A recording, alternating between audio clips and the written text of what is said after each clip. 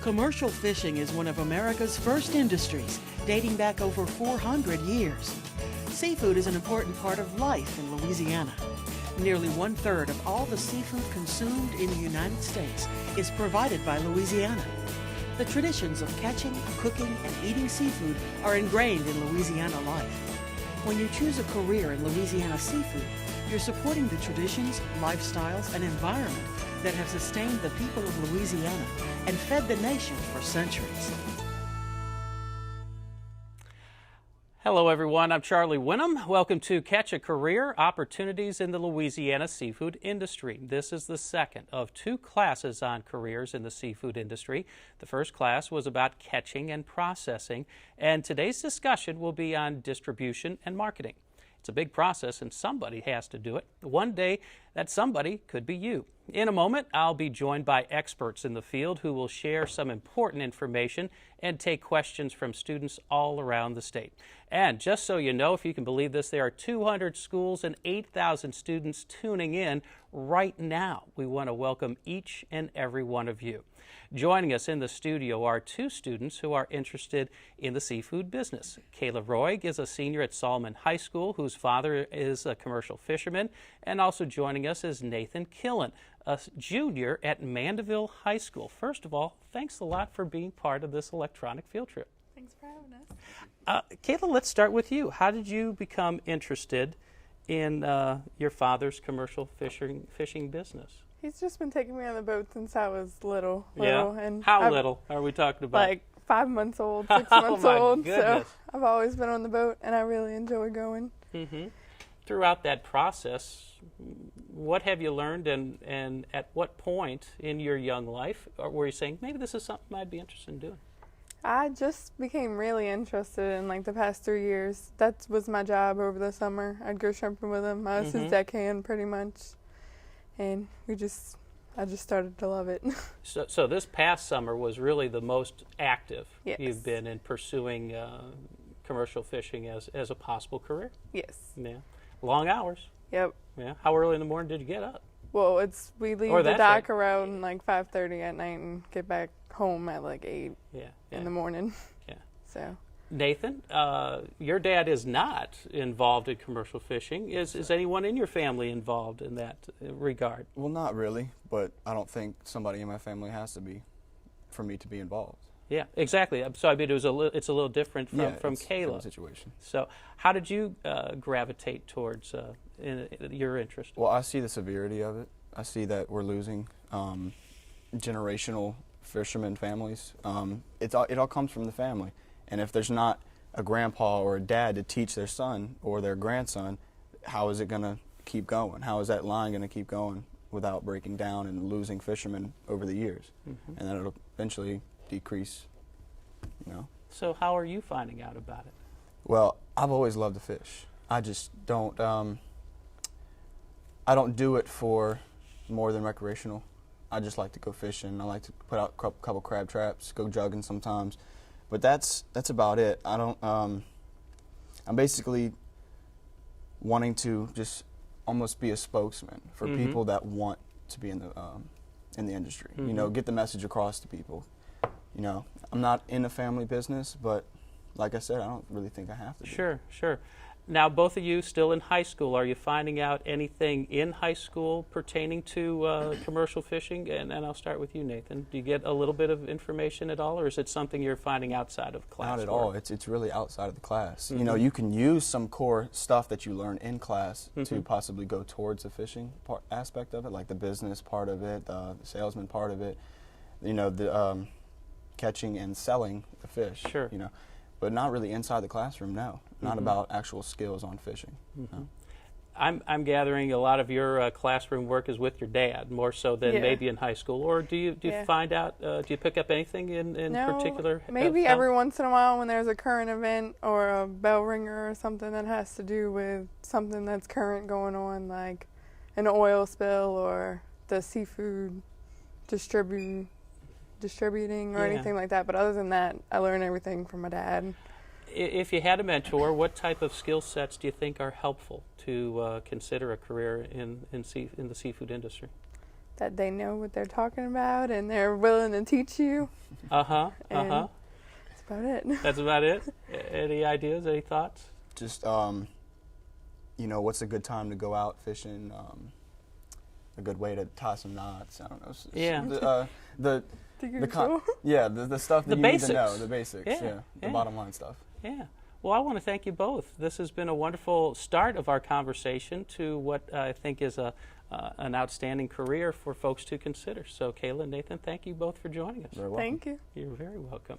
As you just heard, two young people are preparing for careers in seafood, and they are in a state that is blessed with a wonderful abundance of seafood. As a result, there are many different jobs available, from North to Central to South Louisiana. Distribution or selling seafood to wholesalers is a large business. Let's next meet Frank Randall, who owns a distributorship right next to his processing plant and restaurant in Lafayette.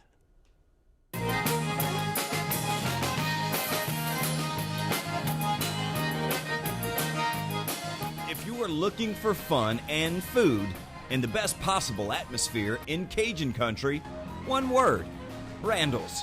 Well, really back doing the restaurant business, I started in the seafood business, and I was flying seafood, crabs, to Baltimore, Maryland. That was 40 years ago. Went through the flying, went to the fishing, went to the processing plant we have now. From there, we went to the restaurant business. We do road shows, we do catering, and most recently we do FEMA responders. We did Katrina, we did the BP spill. We pretty much have about 5 different things that we do on the roof. Any given night of the week at Randall's, you can expect live music. The best Louisiana seafood right from the outdoor processing plant, cooked up in authentic Louisiana flavor. That's what I like a lot about Louisiana food. There's a lot of room for improvisation. You have a base kind of ingredient, and you can kind of throw it together whichever way you want. You know, you can find pretty much any staple of Cajun cuisine here. We have a seafood gumbo, we have chicken and sausage gumbo. Some of the fat in the crawfish, the cold crawfish will start to melt down, and that'll melt in there with the butter and get in with the kind of the sweat from the vegetables. We have etouffee, smothered cabbage. The fresh crawfish and crabs are a big part of it. That's probably a full 50% of the load that comes out of the kitchen. But there's a lot of variations. You can use water, beer, heavy cream, kind of a house seasoning. You only cook that about 5 more minutes. You just want to get the liquid boiling, and then you're going to add your flour, incorporate that. It should thicken up pretty much right away. And then from there, you can just kind of turn the heat off. You don't want to heat it too long, or else that bond that the butter and the flour have is going to break. And like I said, it's a really easy recipe, really basic. You know, you can make it on a stovetop in one saute pan, about 10-15 minutes all together, and you're set. And because of the crawfish, it's got a lot of fat on it, which gives it a lot of flavor. You got the seasoning, the onion, the pepper, and the garlic, and the celery gives it a lot of flavor. So we're just going to get some white rice on the plate there. We'll add our etouffee straight on top of it. A bit of parsley. That is a quick, easy serving of crawfish etouffee. It's the taste. I've been to Texas, I've been to Florida, I've been to Alabama, I've been to Mississippi. But if you want good seafood, it's Louisiana Seafood. It's crab. We process all our own seafood.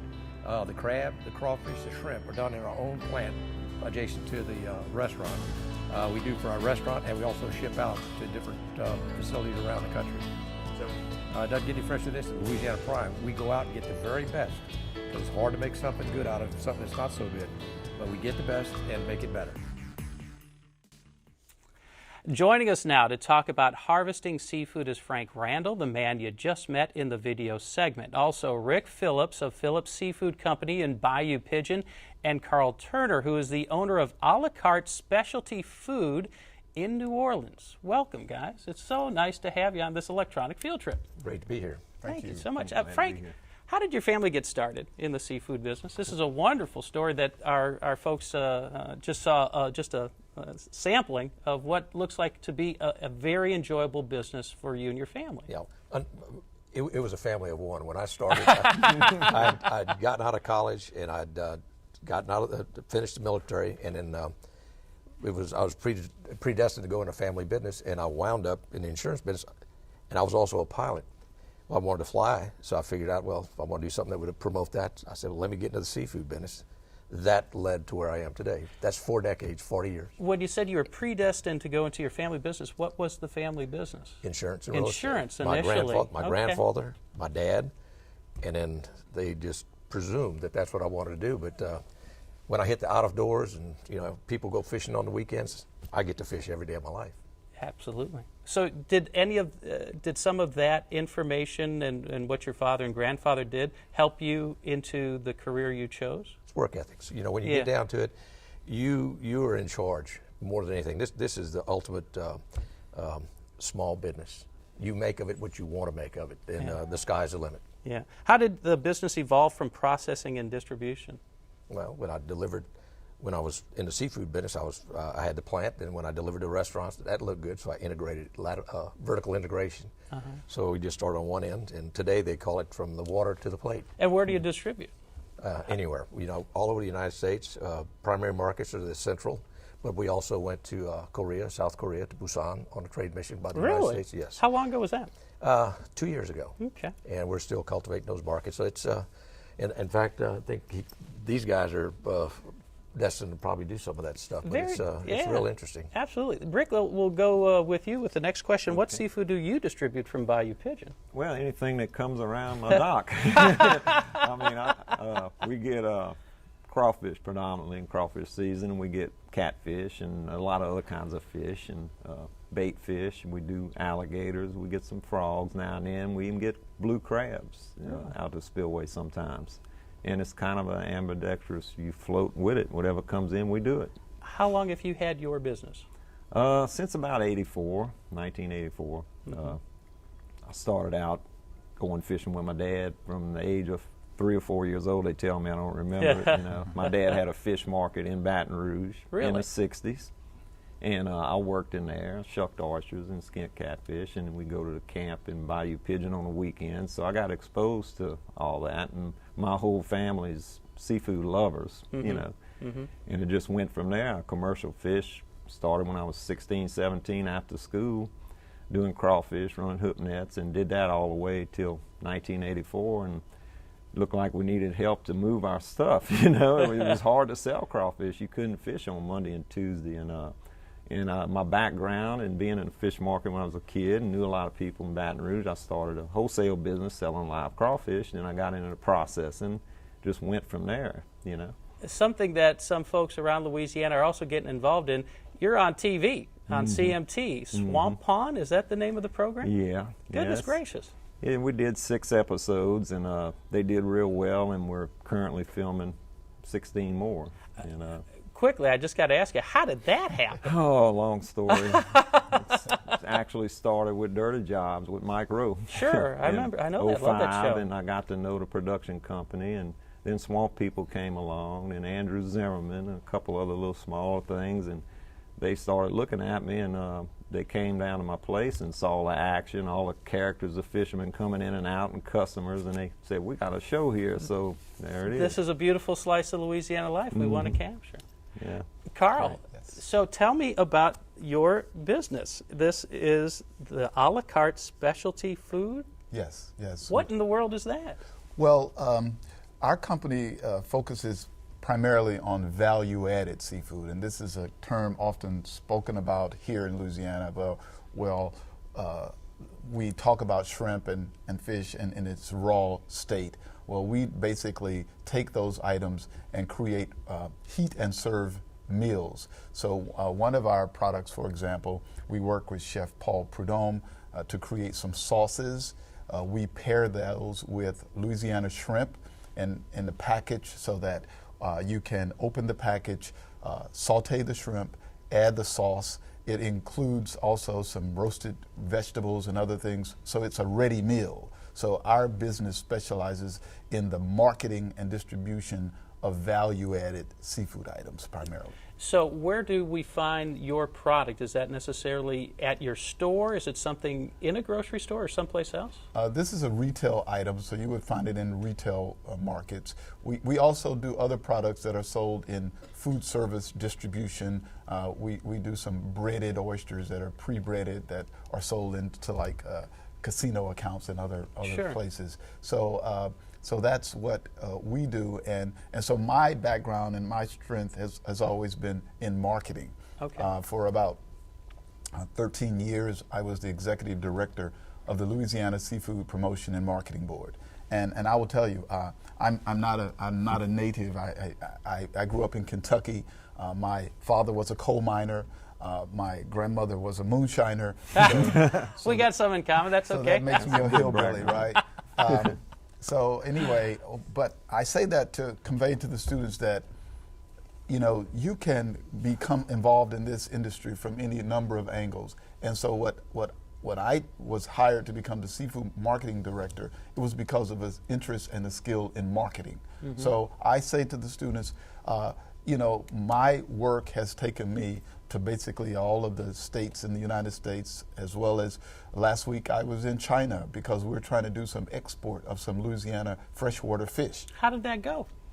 We'll wait and see. We'll see. Yeah. But we're- you knocked on the doors. We knocked on the doors. We're looking at the exports of some things like the gaspergoo and some Asian carp and some other fishery resources that are freshwater fish in nature. So those students in North Louisiana who look at things like gaspergoo and carp and some of the other fish that are not as sexy as trout and black drum, well, there's a market for those products, and we're trying to identify them. We're talking to basically 8,000 students right now. Mm-hmm. I'm going to take a moment to ask each one of you, what are some good skill sets to learn while you're in high school and then beyond? Work ethics. Mm-hmm. That's primary. You know, this is an opportunity you can do. You can do what you want to do. Mm-hmm. You're only confined by you know, that part. But you know, your imagination drives it. As he's saying, used to be when I was coming up, and I learned something here today. But you know, it used to be that the crabs in Baltimore came from Louisiana. Now you're telling me the gaspergoo we got to eat in China is coming from right here in Biting Pigeon or someplace. This is incredible, and it's a unique experience. You go out there on the waters early in the morning, and it's, if you want to call it a day at that, if you want to just call it on a season, but if you want to make a full season out of it, you'll learn to rig up and do different things. But it is what you want to make out of it. Rick, I would guess business math skills are essential to your day-to-day operations and just your survival, because if you're not organized and have some mathematic skills in a certain fashion, in a certain way, you're not going to even get off the dock and have a good, successful business. Sure, it's changing all the time. When I was young and I decided to do this, the commercial fishing and the seafood processing, basically a high school education, tried college and went fishing. Regret that now, because with the modern age, and I'm teaching myself, you know, should have took more typing. A business administration course would have really been nice, but I self-taught myself. But just as advice to the kids, get your education. Even a commercial fisherman is going to need this in the future, because you never know what you're going to do. You know, you might end up processing like I did. Yeah. You know, Yeah. It depends where you live, where you're from, and it's very hard work, but it's very rewarding work. I can tell you that. I don't regret anything I did. Well, the three of you are certainly a wonderful cross-representation of just the different expertise needed. You first got to catch it. After you catch it, you got to do something with it. Then you got to market it to make sure you sell folks. Carl, I'll also ask you that same question. As far as high school or college level courses, what would you recommend? Well, I would also say, in addition to, you know, your basic courses that all students have to take, that there's some other important aspects of the seafood industry that, you know, that we need to touch upon. For example, science and biology. We haven't talked about that. But clearly, in order to maintain the integrity of the resource over the long term, that there are also career opportunities in marine biology and science, so that students might work with the Department of Wildlife and Fisheries, or might look into careers with other environmental protection agencies, because we're losing our coasts, and without the wetlands, there's no seafood. So it's important that they consider that type of skill set. But in addition to that type of skill set, which is a different part of the industry, but it's very important, then business. This is not unlike any other business. Clearly, most of, as Frank said earlier, seafood companies in Louisiana are made up of there's a large number of small companies. So it's the ultimate career path for entrepreneurship, for small business management, and on any given day, you have to be prepared to do everything from maintaining your business, and it's not like you just have to be prepared for it all. But clearly, business, marketing, management are important skill sets. We have some questions from our folks out there that I want to throw out to you if you have a few seconds and share your expertise. Laura David's classroom from Jennings High School, their question: what changes are being made in the seafood industry? And I guess that's based on the ever-changing circumstances, as well as technology and advances in that regard. What would you say? The industry itself is changing with just I guess it's hard to say, because what's happened is it's always in flux. The biggest thing I think right now is defining the seasonality. We go in cycles with the fish. At the fisheries, we have to identify that. We have to look at spreadsheets to try to identify what is that cycle going to produce. When do we move from one species to the other? We got quotas. And right now we just dealing on the backside of some, the different hurricanes, the BP spill, things like that. So we continually in a state of flux. So the changes we are making right now is just digesting what has happened in the past, experiences we're having right now, to try to predict where we're going to be in the future. Can I address that?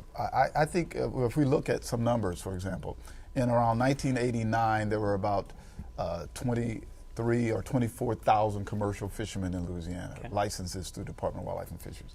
Today, there are like 11,000. So basically, there's a decrease in the number of harvesters. Now, you could look at that and say that's bad or that's good, but clearly, what that means is that there are going to be a new generation of where there's a limited entry sort of program that limits the number of fishermen, perhaps, and that could be from an economic standpoint, but also from a resource management standpoint. So clearly there's been a drop in the number of fishermen, which means that there are opportunities for leadership, and I think this is an important aspect of commercial fishing, that gone are the days where there's just a group of, fierce independent guys who do whatever they want to do. The industry requires leadership, and I think that's an important component for the future. And the other aspect that has changed is foreign competition. There's a lot more imports, and so our resource has to be differentiated in the marketplace from the imports, so we can market our product based upon the attributes that make ours different and better than the competition. Rick, would there be anything else as far as changes, or did we hit pretty much the main point, it sounds like? Main point, like fishermen, for instance, they're up against the imports, and it costs a lot more to operate in this country, so you have to sell your seafood on being local, quality, and all that stuff. That's the main thing, and that's the changes that's coming. Okay. Gentlemen, it has been a pleasure to have you here and share your wealth of knowledge. I can't thank you guys enough. Thank you. Appreciate it. Thank you. No problem. Now let's turn to the marketing side of the business. Seafood marketing means selling directly to the customer. Let's meet a young partner in a new progressive seafood market that has a drive-through. My name is Shane Billiot. I'm originally from the New Orleans area, and I have an ownership interest in LA Boilers, and I'm the GM. I run day-to-day operations. LA Boilers, it's a seafood market, but it's a drive-through and mostly pickup type of seafood market. We were the first people in the Baton Rouge area to have a drive-through, and it makes it very convenient and for people to able to just come by quickly. If they want 10 pounds or 50 pounds of crawfish, we have it ready for them. Mike Lane, he's the owner. Him and his father, they were in the red snapper business in Grand Isle, Louisiana, and they did that over 30 years. And he moved up to the Baton Rouge area and wanted to do a seafood market, and he was able to get his first one on the O'Neill Lane. And when I met Mike, I was a mortgage broker over at Premier Mortgage in Denham Springs. I served 4 years in the U.S. Army, and I was stationed in Heidelberg, Germany, and I did a year in Afghanistan. And upon getting out of the military, I went back to college and I started investing in real estate. I used the money that my wife and I saved up from both of us being in the military, and I started investing in real estate. And I also waited tables at night at Longhorn Steakhouse, and I went to school full time. So he saw me at my first job dressed in a suit and tie for the first time he met me, and then later that night he came out to eat with his wife, and he saw me waiting tables, and then we started talking. He said, "I just saw you dressed in professional attire, and now I see you waiting tables." And I said, "Well, yeah, and I go to school full time." So we just got to talking, and we started building a relationship. And he told me his vision for his seafood business and how he wanted to expand it, and it seemed like a good fit. In the military, I learned leadership, big time about leadership. But at Baton Rouge Community College, I acquired an associate's degree in business technology, and I had to take marketing, I had to take business 101, I had to take business communication, I had to take business math, and all of those tools was good assets that helped me, in this business. During crawfish season, it can be a good 12, 13-hour day. During the off season, it's a 9 to 10-hour day. We open up, first thing we do is we get our pots, fill them up with water, put seasoning in them, start our pots up. We go ahead if it's crawfish season, we start getting the crawfish out. We dump the crawfish in our washer, and then they go on a conveyor belt. We take all the dead out, take all the grass out. Basically getting the product together and boiled, and getting our shrimp, corn, and potatoes boiled up, bagged up. And we bag all our shrimp 1 pound at a time, bag 4 corn in a bag. And our potatoes, we bag a pound each, which is about 6 potatoes. And we get everything bagged up. We make sure the store stays clean. Basically, the rest of the day is keeping product out for customers and taking care of customers. If my children or my children's friend came to me and wanted to get into a business like this for the future, I would tell them it is a very good business to get into. You are dealing with Mother Nature, so when Mother Nature throws you a curveball, you have to deal with it. So the biggest thing is just being flexible and realize that it is a very profitable business, but it is hard work. You are dealing with hard work, but you're also dealing with really good people, because the people that you're dealing with in Louisiana, they're really good people. That their culture and their customs, these people they've been doing it for generations. So it's a lot of respect in this business. Joining me on set are Shane Billiot from the Louisiana Boilers, Chef Peter Scalfani from Ruffino's Restaurant in Baton Rouge, and Carl Turner rejoins us with A La Carte Specialty Foods in New Orleans. Once again, thank you three for being part of our electronic field trip. We're glad to be here. This was a fun look into your world, Shane, about how you got into the seafood business. Any regrets? Oh, no, sir. It's been extremely rewarding. And I feel like I've been blessed every day that I'm able to wake up and go to work and have a job, and also I get to deal with people on a daily basis. And this area, I mean, the people are so nice, and they're courteous, and I wouldn't want to be anywhere else in the world but here in Louisiana. What's your best seafood seller? Crawfish, big time. Oh yeah. And the season. How long does a season last? It isn't just, obviously, as we saw in the video, crawfish that you sell, but is there a seafood season with all the different seafoods? Or well, crawfish is the big one. It's about 4 to 5 months.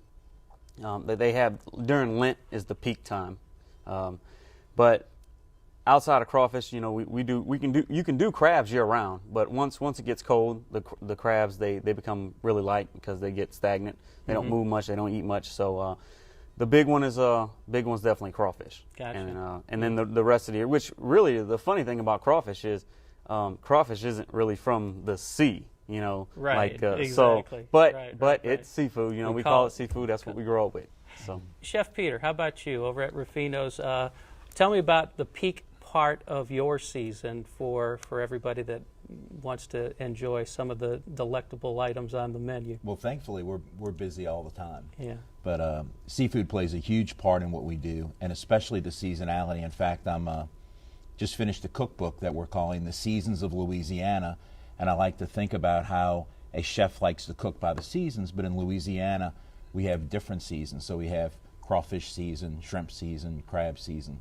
So the book's broken up into the different seasons like that. We've shared a little bit of information of what got you hooked, what gravitated you to the career you selected. I grew up in the business. I'm a third generation chef and restaurateur. My grandfather started in 1945, and my dad followed in his footsteps, and I was in the restaurant. I grew up in the restaurant business, working at a very early age. I was washing pots, standing on a milk crate so I could reach the sink. And my dad wanted me to go out and get a real job. But while I was at LSU, I have a degree in finance from there, and that's where I realized my real passion was the restaurant industry. I loved everything about it, every kind of restaurant, and I love the foods that we serve, and I especially became interested in the kitchen and in cooking. And, you know, Louisiana Seafood's such a big part of the restaurant industry. I think it's why we have such great restaurants in Louisiana and why we're known worldwide for our food. It has to do with the food and where it comes from, and especially Louisiana Seafood. I mean, I think we have a particularly great environment where the fresh water of the Mississippi River and the Atchafalaya come down and meet the Gulf of Mexico, which create these wonderful estuaries, which make the breeding grounds for our seafood, and it produces such a better quality product than you get even anywhere else on the Gulf Coast. Well, Carl, why is Louisiana Seafood considered the best, and how does that help you when you wish to market outside of the state? Well, you know, it's really, and it's a topic I broached a little earlier. I think it has to do with the estuaries and the habitat. If you look at and go to some other coastal states here in the Gulf Coast of Florida or even Texas, there's a different topography, a different type of wetland. We have the vegetated wetlands, and so it is the shrimp can go and up into these wetlands, and so I think it's that mixture of the sweet water from the Mississippi River. I was on a fishing trip recently, and it was the first time I went down the Mississippi River where it meets into the Gulf. And it was just amazing. It's just teeming with all kinds of fish there. So it's the estuary and the habitat that contributes to our marvelous seafood. What do you say we hit a few questions from the students? You all ready for a few questions? Let's go. Let's go with Michelle Daly's class from Metairie. What are the prospects for Louisiana's seafood industry over the next 10 years? Shane, I'll start with you.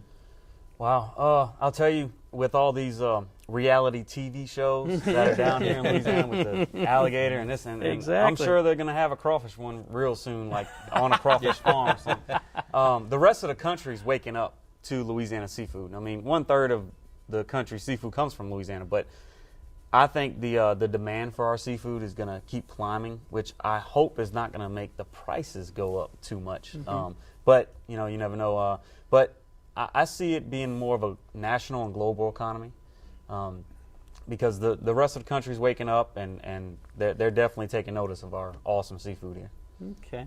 Quickly, guys, your I prediction think, into the... I think one thing is the science is getting better, and we're managing the resource a lot better. So I think the resource is going to be there. But I'm concerned about the culture of Louisiana and those fishing families, and being able to sustain that and keep people fishing, keep that family tradition going. Just like I'm a third-generation chef, we need third and fourth and fifth-generation fishermen as well as some new fishermen to join. Carl? You know, the Gulf of Mexico is no different at one level from an aquarium that you may have in your house. It's so that, and by that what I mean is it can only produce so much fish. And so whether it's a 10-gallon aquarium, it might hold 10 fish, or if it's the Gulf, it might hold 100 million pounds of shrimp.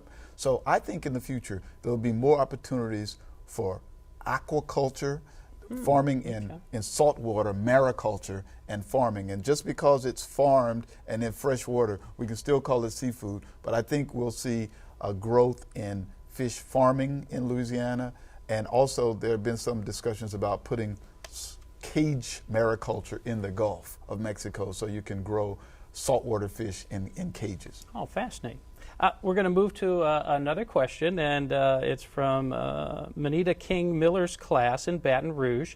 How much Louisiana seafood is distributed throughout the country? Carl, I'm going to guess you're one of our experts. We'll defer to you on that one. We're going to refer to you, but I'm going to tell you we also have some graphic information to share with our good friends throughout. But if let's say some of the numbers. Oysters, about 10 to 14 million pounds, and I think shrimp on an annual basis, Louisiana produces about 10 to 20% of the shrimp consumed in this country, and I think that's around 100 million pounds, 90 to 100 million. Blue crab, about 42 to 50 million. So those are our top species. Now, this is not seafood, but the largest fish caught in Louisiana is actually menhaden, and it's not a fish that we eat, but it's one that's used to make like fingernail polish and paint and other cosmetics. So it's a very oily fish, and that's really the #1 produced fishery resource in Louisiana. We also see crawfish, 110 million pounds. That represents $162 million in catch. Saltwater finfish, 21 million pounds. And alligators, can't forget alligators, $56 million worth of it, which sold not only for the alligator meat, but also for the hides, correct? Yes. And on the crawfish, if you break that down, some of that is in the crawfish tail meat, and the other is the whole cooked crawfish. And for the most part, we sell mostly live, whole cooked crawfish, and the peeling of crawfish. And this may be an opportunity, let me tell you, because there's no machinery to peel crawfish. And part of the reason it costs a lot is because it's all done by hand. Has to be done by hand. I didn't know that. I did not know that. We're going to move to question number 5. That is from Carla McLean's classroom in Stonewall. The question is, how has the fishing industry changed in Louisiana over the past 50 years? Well, I can tell you, I was recently on an oyster boat out of Empire, and you can, I really got to learn how they're having to adapt to changes because the natural reefs are not there, and they were actually using reclaimed concrete from New Orleans East that was left over from Katrina debris removal, and they're using that to seed their beds and to rebuild the reefs there to get the oysters to adhere to. So it's just one way that fishermen are adapting to the changing environments. Shane, I know you're not 50 years old, but throughout your family's involvement, what changes have you seen throughout this type of an industry?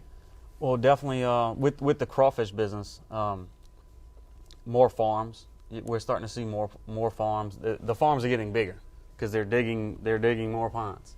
So it's the biggest change is it's becoming more commercialized. A lot of families they have their trawlers, and you go down to Dulac, Louisiana, you go down to Cocotree, you go down, you'll see the boats and they go out, and now you're starting to get the big companies coming in, with bigger boats and a crew, and it's kind of getting more commercialized. So I think I'm hoping that doesn't go full-fledged commercialized where you got these big corporations that just come in and try to squeeze take out over the family. Yes, sir. crawfish. I'm hoping that it does stay more family-oriented and locally owned. That way, people can live the American dream. Yeah. Carl, with your over 10, 12, 13 years in the Seafood Marketing Board, tell me about the changes you've noticed. Well, 50 years ago, Louisiana had a large number of shrimp canneries. In fact, when you look at the policies for managing shrimp, and that's our most valuable fishery, we produce a large number of small shrimp. And it was because we had canneries that canned shrimp, probably about 100 canneries. Today we have 0 canneries. So the policy for opening the shrimp season, though, is still based upon an old policy, so we produce still a large number of smaller shrimp. So I think in the future there's going to be some changes in the shrimp fishery, not only in the harvesting sector, but the management of it, and also in terms of how it's processed so that we can compete better against the imports. Understood. Chris Howell's class in Shreveport. We have one more question to pass along. How can an interested high school student get more information about a career in the seafood industry? Who wants to take that one first? Because I know all of you got some great thoughts on it. Chef Pete? I think they can go to the Wildlife and Fisheries website, and there's some great information there. That'd probably be a good place to start. Also, the Louisiana Seafood Promotion and Marketing Board. And with the chef here, I would also say that, you know, don't just look at harvesting and processing, but perhaps you want to become the next great Louisiana chef specializing in fantastic Louisiana seafood. So the Restaurant Association, the Louisiana Seafood Promotion and Marketing Board would be some other examples. Shane? I'm a hands-on type person. Take a trip down to Dulac, Louisiana. You know, take a trip to Houma, take a trip to Coquetry, take a trip to Grand Isle, go fishing. Ask, you know, some people down there. They'll be more than happy to speak to you. They're friendly. I think that's really how the tradition and the years of seafood being so strong really has spawned, because of things you're all suggesting, and especially so. If you have a question, go to the source. Talk to somebody and just say, I'm interested in what you do, and can you tell me more? That's a great idea, guys. I want to thank you so much. It's been a wonderful conversation to share with our 8,000 students across Louisiana, and I know it's been something that they will take to heart and help them possibly pull out a career in the seafood industry. Thank you, gentlemen. All right, thank you. Appreciate that. And this has been a fun and interesting hour. We hope you have learned a lot about how important the seafood industry is to Louisiana's culture and economy. While most people think it is a coastal business and does not affect North Louisiana, we have learned that it not only impacts people and businesses all over the state, but the nation as well. And with proper education, business skills, and hard work, you too can enjoy a fulfilling life working in this growing industry. From all of us here at Louisiana Public Broadcasting, the Louisiana Seafood Promotions and Marketing Board, and the National Oceanic and Atmospheric Administration, thanks so much for watching. You guys did.